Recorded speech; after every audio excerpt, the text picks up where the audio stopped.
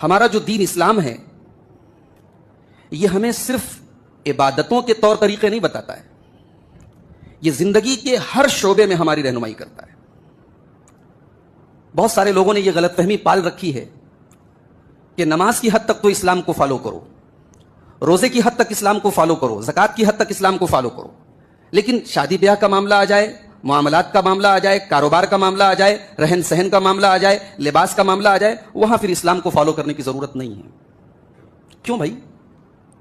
इस्लाम सिर्फ इबादत के तौर तरीके नहीं बताता है, इस्लाम एक मुकम्मल लाइफ स्टाइल देता है, पूरा तरीके जिंदगी हमें इस्लाम देता है।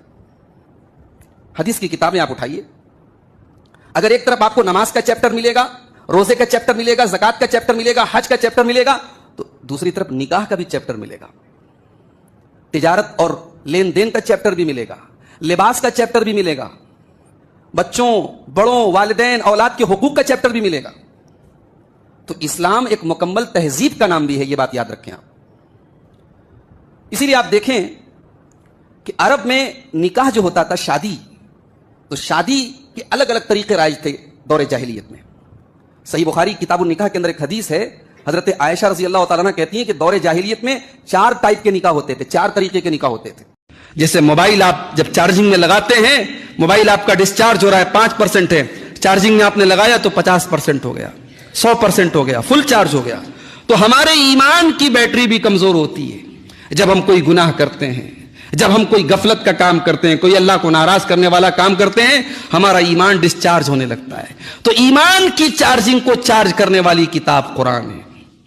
इसीलिए अल्लाह ने फरमाया, वइज़ा तुलियत अलैहिम आयातुहु ज़ादतहुम ईमाना, मेरे मोमिन बंदे तो वो हैं जब कुरान उनके ऊपर पढ़ा जाता है तो उनके ईमान में इजाफा हो जाता है, उनका ईमान बढ़ जाता है।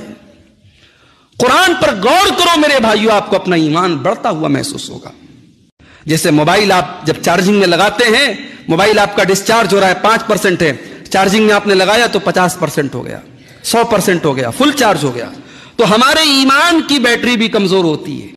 कब्रिस्तान पहुंचता है, जनाजे की नमाज होती है, उसको कब्र में उतारा जाता है, उसका बेटा रो रहा है, उसकी बीवी रो रही है, उसके घर वाले रो रहे हैं, मगर कोई ये कहने को तैयार नहीं है। बेटा एक बार भी नहीं कहता है मुझे अपने अब्बा से बड़ी मोहब्बत थी, मेरे अब्बा की बॉडी को रहने दो।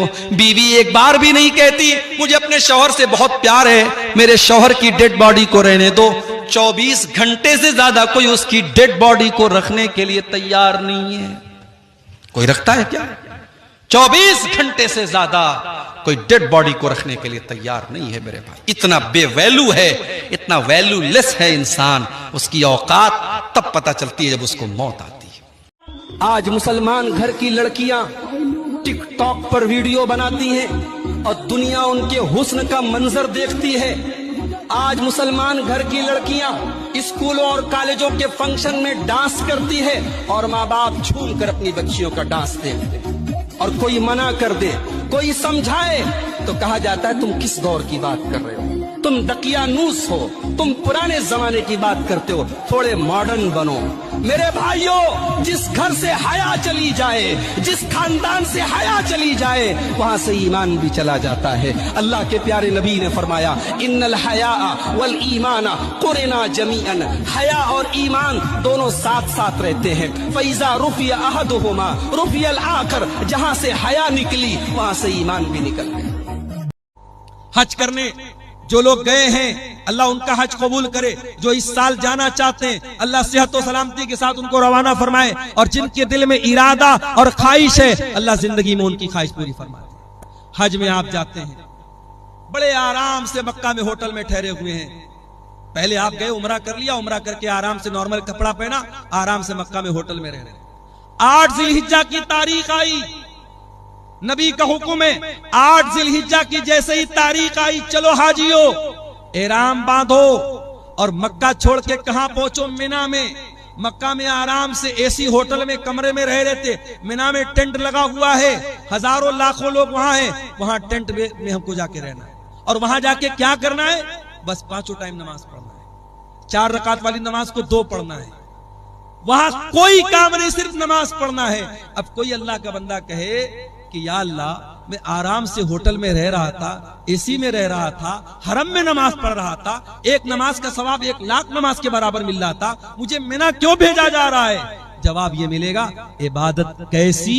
इबादत रसूल के जैसी। दीन तेरी मर्जी का नाम नहीं है, दीन तेरी मनमानी का नाम नहीं है। जहां मेरे नबी का हुक्म है कि तुझे मिना जाना है, तुझे जाना पड़ेगा। 9 ज़िलहिज्जा की तारीख आई, हाजी को हुक्म मिला, चल हाजी चल, तू मिना से अरफात जा। अरफात में